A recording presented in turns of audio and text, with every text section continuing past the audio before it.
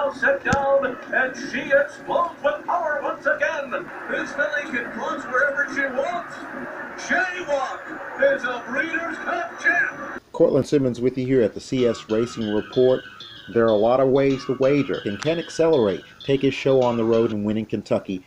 No question, though, these horses definitely were an overlay in terms of the bettors. As I've said before, I think that they purposely played, as I said before, a subliminal mind game with the bettors, that we're going to increase these horses' odds to a similar level to what it was going into the Breeders' Futurity.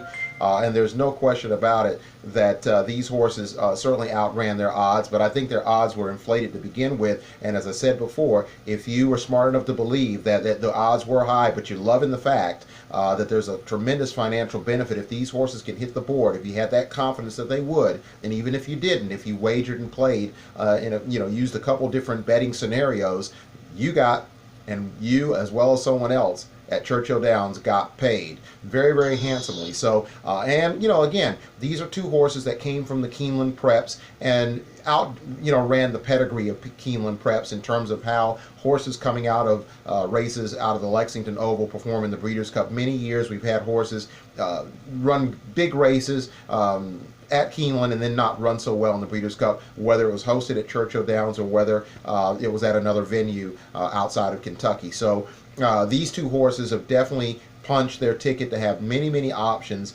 First off, being the Kentucky Jockey Club, there's a chance that they may run one more time this year, and it's right there at Churchill at their home tracks, or certainly nearby. A lot of these trainers coming in were both Keeneland and Churchill based, so this is an ideal situation, win, lose, or draw in the Breeders' Cup, to possibly use that as a springboard to the Kentucky Jockey Club and another opportunity to get a race over the Churchill track, although we know that with weather conditions, something you can't control, the track, the surface may be completely different on Derby Day if these horses are fortunate enough to make it on that first Saturday in May versus what may be the condition for the Kentucky Jockey Club. But there's no question that whether these two horses run in Kentucky or even ship out to New York to run in the Remsen, which I think is probably highly unlikely, these two colts have certainly opened up some doors for their future in terms of where they'll be routed. Will they run in Louisiana? Will they run in Arkansas? Will they start out in Florida before taking a trip